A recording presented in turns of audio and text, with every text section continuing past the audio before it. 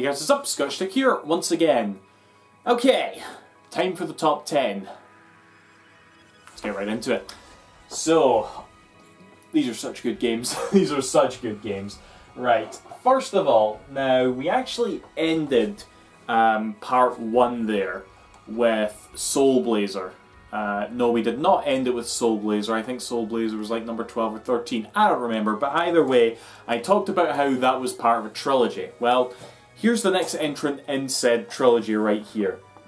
Illusion of Time, or Illusion of Gaia, if you're American. Now, let me think here actually, because this game came out in America and Europe, and Soul Blazer, I think, came out in America, Europe as well. I'm going to have to double check that when I come in, I should really know this.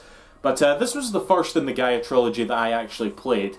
And it's unlike any RPG I've ever really played, not in the sense that it was like so amazing. I mean, it was really good. Okay, I enjoyed it immensely. But there's about, how should I put this? Okay, it's an RPG, but it's also very like stripped back in a sense, because there are like no shops in the game, and all the enemies in the game are unique. Okay, when you kill them, they're dead for good, you know? So if you explore an entire dungeon and kill every enemy in the dungeon, you're essentially killing every enemy in the game. So it's pretty much recommended in that sense that by the time you get to the last boss, you're max level, and you gotta watch that you don't use up all your herbs, because you're not getting any back, basically. I kind of learned that the hard way, but yeah, it again goes into the whole, like, you know, how we came to be in the world and stuff. But the production value is a bit higher, you know, like, it just looks a lot nicer. I'd say the music is a bit better, and definitely it controls a lot better as well, you know, like, very, how should I say, friggin' Soul Blazer was very much, almost kind of stiff, kind of played like the original Legend of Zelda. If Soul Blazer played kind of like the original Legend of Zelda, Illusion of Time plays more like Link to the Past, you know. I think that's a really good way of looking at it, actually. It's just a lot more shinier, a lot more polished, and a lot more fun to play, you know. And again, that's sort of like that's sort of like I don't even know how to describe it, but the whole fact that you can like kill every enemy in the game and it never comes back, and the fact that you can never like go to shops and buy stuff, I love that, you know. I think that's really cool, you know. It's like, it gives you this sort of feel like you're going to experience the whole thing in one go all the easier, you know, whereas in the most cases with JRPGs, you tend to have to play, you can play a game a second time through and it'll be a completely different experience, whereas this, it's not. I know it sounds like restricted and stuff, but it really isn't, right? At least I don't think so. But yeah, Illusion of Time, the second in the Gaia trilogy and the second best. So yeah, there we go. Next up we have Mega Man X. Shoutouts to Mega Man 11 that just got announced there. Pretty cool, pretty cool. I'll check it out. I'll check it out. Now, when it comes to Mega Man, right, this... Is it my favourite Mega Man game? I think it is. I think it is. I'm not like mega into Mega Man. See what I did there? My vocabulary is like astounding. I've played quite a few of the 8-bit ones. Never played 7, never played 8. When it comes to the X series, this is the only one I've really like delved into and beaten. I did beat X2 on the Wii U, and X3 is an arse. Okay, X3. I remember sitting down trying to beat X3 and I couldn't do it, you know, because I was kind of like trying to marathon all the Mega Man X games if I could. You know, I know there's a lot of like shite later on in that series, but you know, I wanted to do it, especially for Mega Man X4. I have Mega Man X4, an American copy up here, and I've always like admired the look of X4. Okay, but I don't think actually the copy runs well, at least not when I try to play it. Like, it crashes in places, which is shite.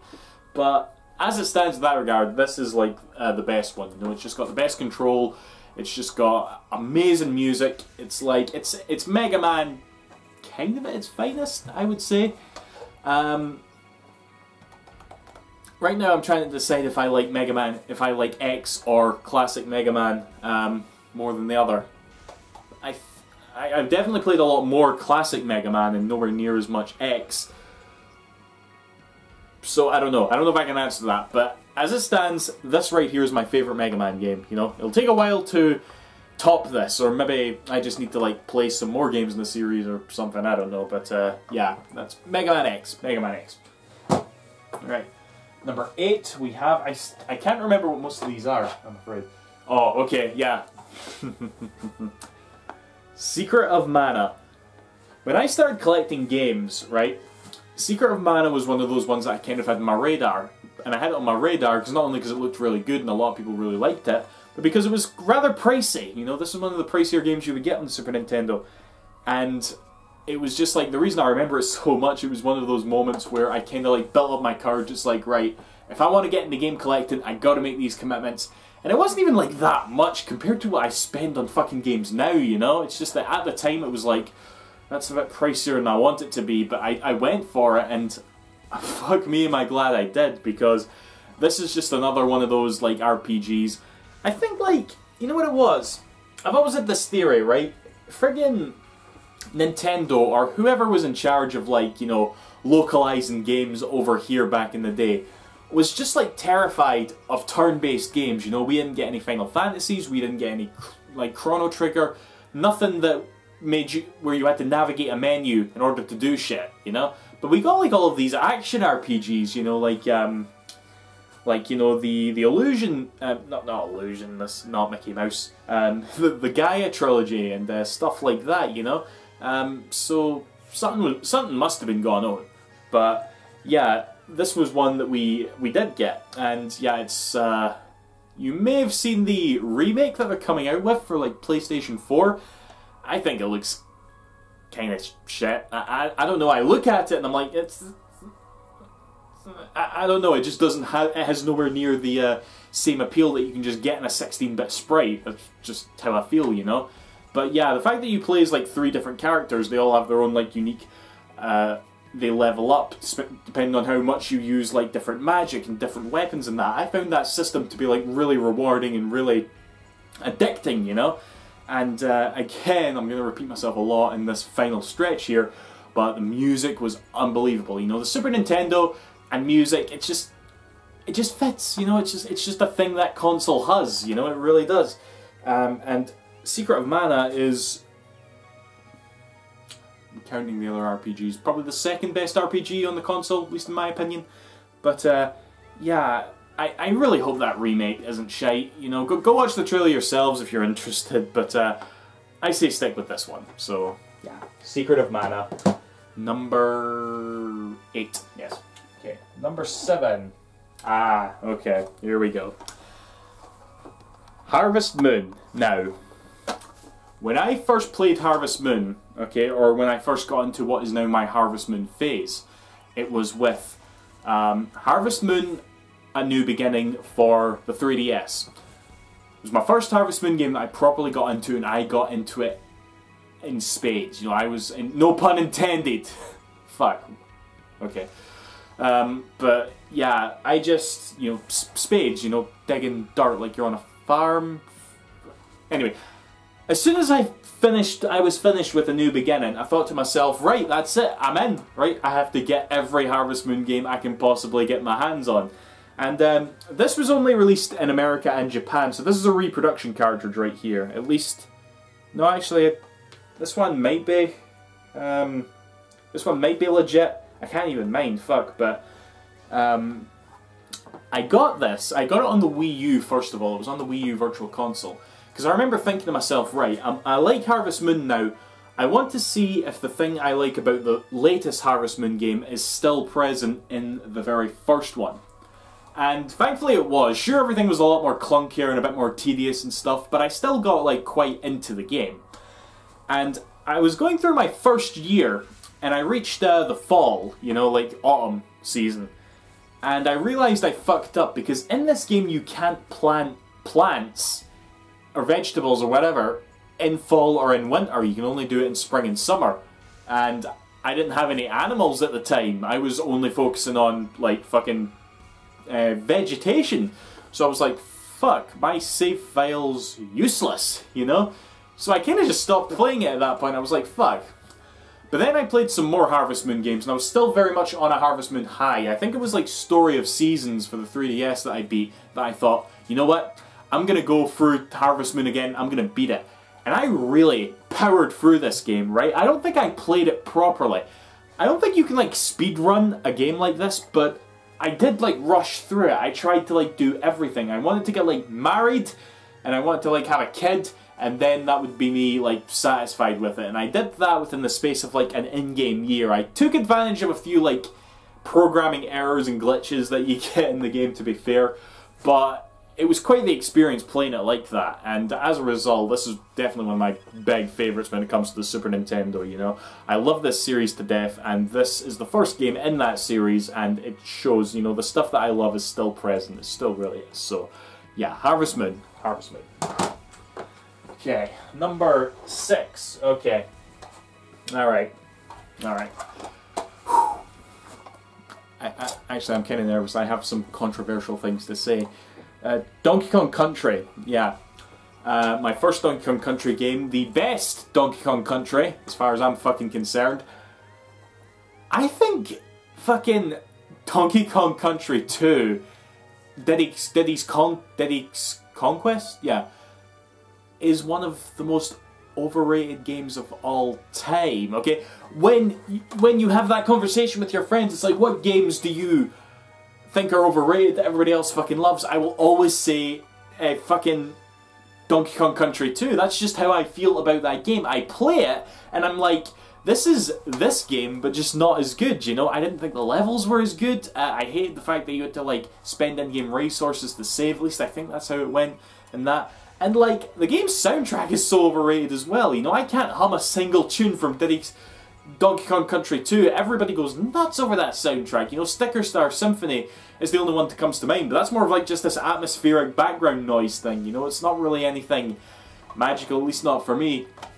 This game, however, this game I fucking adore. The music is unbelievable. The platforming is excellent. I love going through every single level. It's just so much fun, you know? I've never played Donkey Kong Country 3, so I don't know how I feel about that one.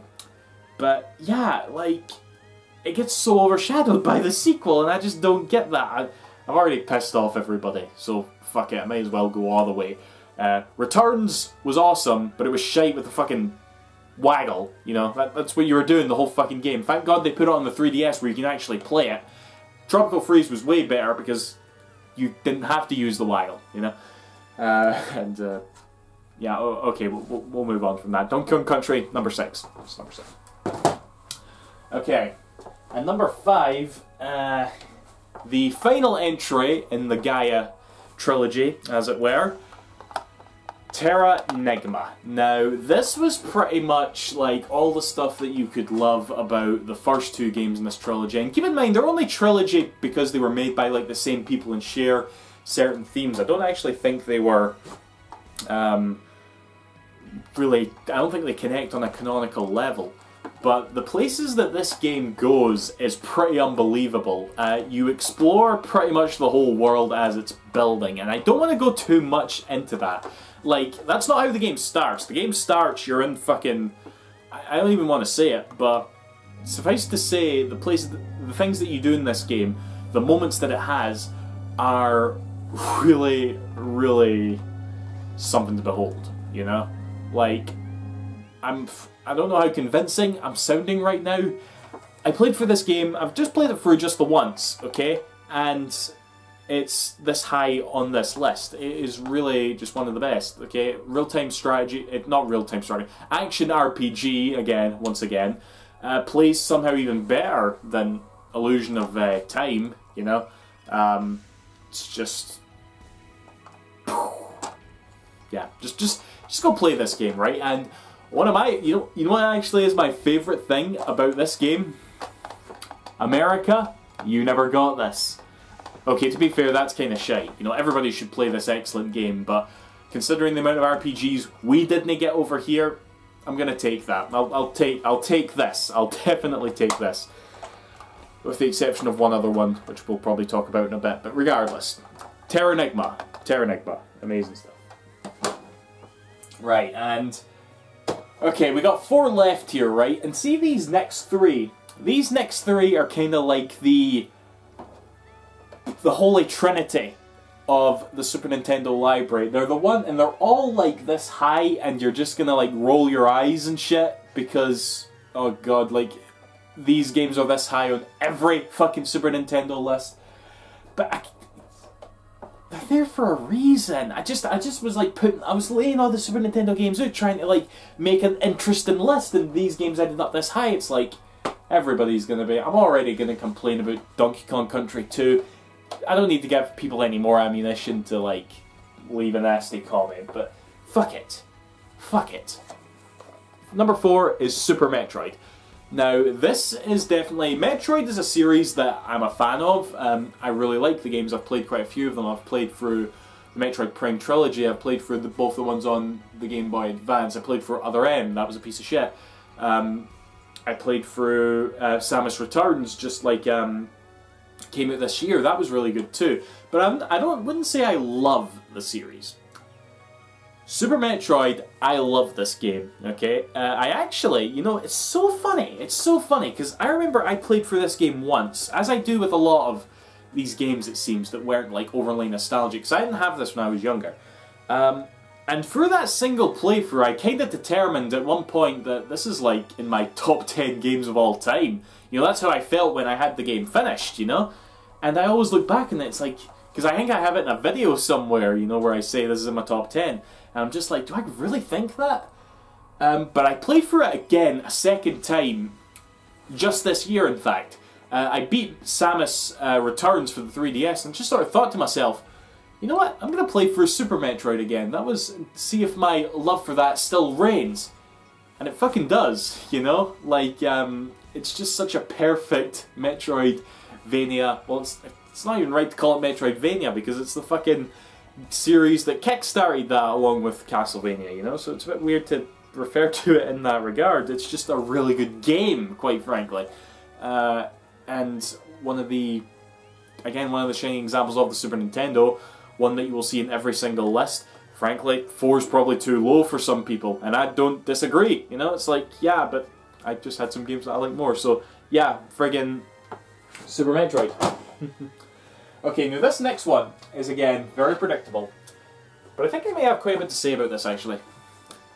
Link to the Past, my very first Zelda game, and is also one of the very first games I remember playing that I didn't get, you know? I didn't get that games were more than just, like, getting from the beginning to the end, you know? Like, this whole sort of adventure style, RPG style, go from town to town, follow a story sort of gameplay that you got back then with your Marios and your Sonics and your Donkey Kongs, which were the games that I was, like, used to.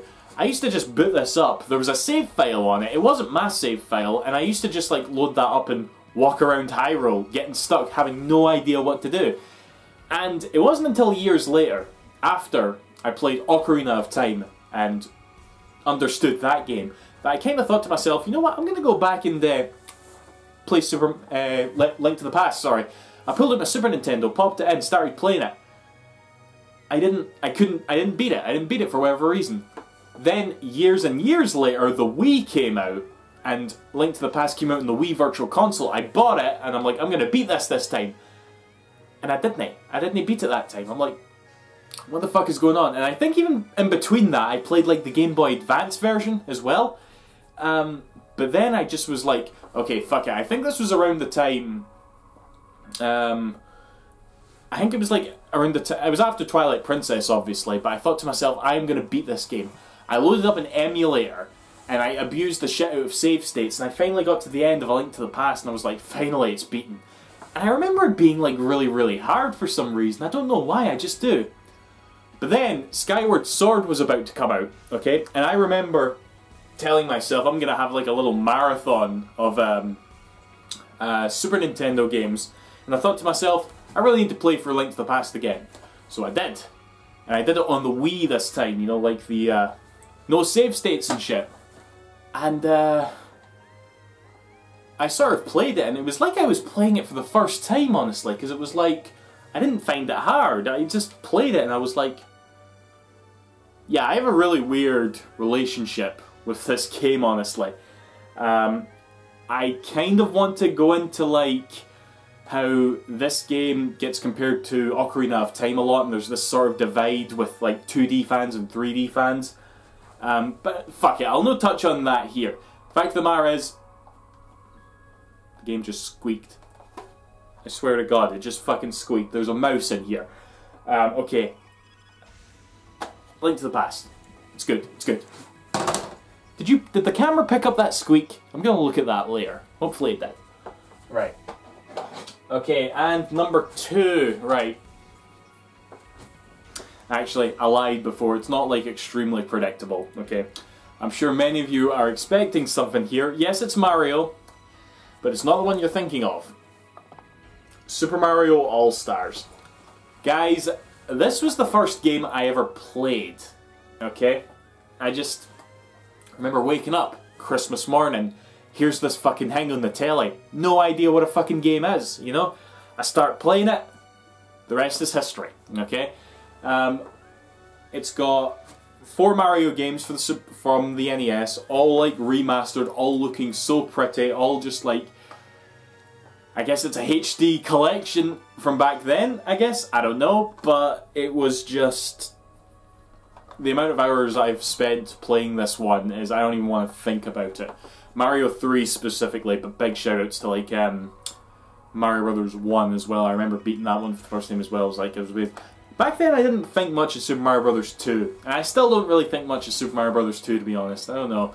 And Lost Levels is Lost Levels. Even though I remember, even back then I didn't quite catch on to how hard that game was. I kind of just played it because it was there in front of me. But definitely Mario 1 and Mario 3 were where majority of my time were with this one. But yeah, you're all thinking of Super Mario World. I love Super Mario World. I love it to death, you know? But I'm just giving this one a very slight edge because it's just that much more special to me. And obviously it's got more content because it's got like more games and stuff. So yeah, I'm sticking with the 1 game per franchise rule here if you couldn't tell. But I'm going with this. Super Mario All-Stars is my second favourite Super Nintendo game of all time. And quite frankly, I'm amazed there's something out there that I love more, okay? Now, I almost think that this is the point in the video, was when I show this off, I'm gonna get the a special rolling of the eyes, I suppose, because this game's fan base is quite a thing. It's definitely got a fan base, you know? And I almost feel like it's starting to get like quite a reputation, almost, akin to like Sonic fans or something. In recent years, I don't know, that's just the general gist I get, but I gotta follow my heart with this. This is just my favourite Super Nintendo game, and I'm so glad to see it. Earthbound. Reproduction cartridge. We didn't get this over here, okay? And it was actually a very, very similar thing to A Link to the Past, okay? Back when I was like collecting games. You know, I didn't just want to collect games, I wanted to play them as well. And I was going through like all of these Super Nintendo ROMs back then, or cartridges if I could afford them. And when I heard that Earthbound didn't have like a European release and everybody was always talking about it, I was like, okay, I'll just play Earthbound on an emulator. And even back then, I've talked about this before, I used to have this really bad like thing, even to this day I still kind of have it, where I will play an RPG and just play it because of its reputation, because it's like this big name RPG that I should have under my belt, I should have beaten. And if I'm not like, it's not that I don't enjoy them, but I don't really take them in, I guess I should say. You know, I have them beaten, I'm like, okay, cool, that's beaten, next game. And I'll forget about most of it by the next week, you know? I've done that with so many games. And this was kind of one of them. I would always tell you, it's like, oh yeah, Earthbound, I liked Earthbound. But I couldn't tell you too much about it. I couldn't remember that much of it, you know?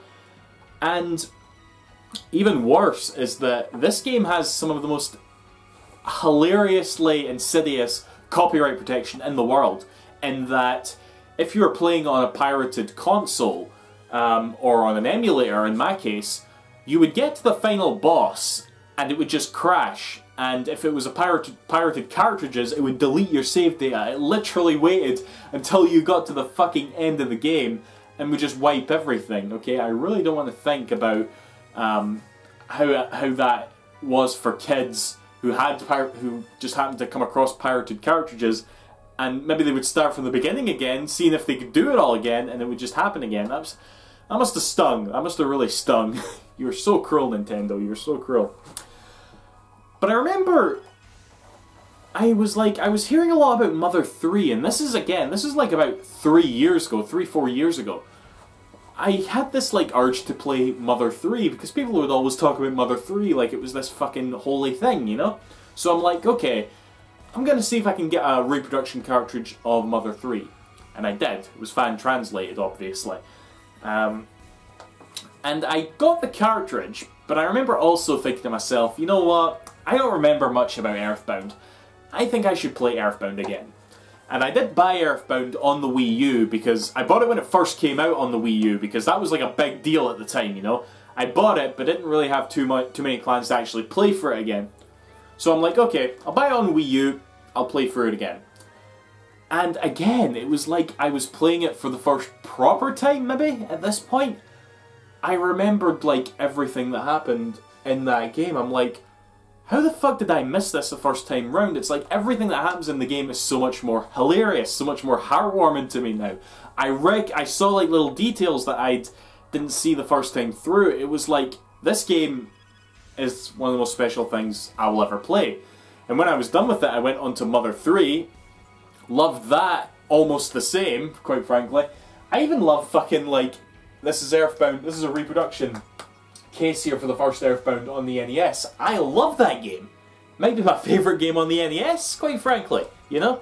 I'm an Earthbound junkie. I'm one of those people, you know? You know the type. But yeah, that's who I am, you know?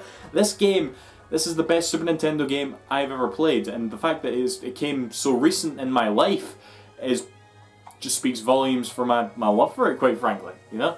So, yeah, Earthbound, man, okay? There's a lot of fans for Earthbound, I get, even though Nintendo likes to torture us. They do like to torture us, absolutely. But it's the one for me. It really is. Absolute favourite game on this wonderful console, Earthbound. Yeah. Okay guys, and that was that. Hope you enjoyed it. Again, I'll probably continue these top 20s. I don't know how many more consoles I could really do this for. Do I even own 20 Master System games? Well, yeah, I do, but I've certainly not played 20 of them, so we'll see how much longer I can milk this for. So, yeah, that's that, guys. See you after. Thanks for watching. Bye-bye.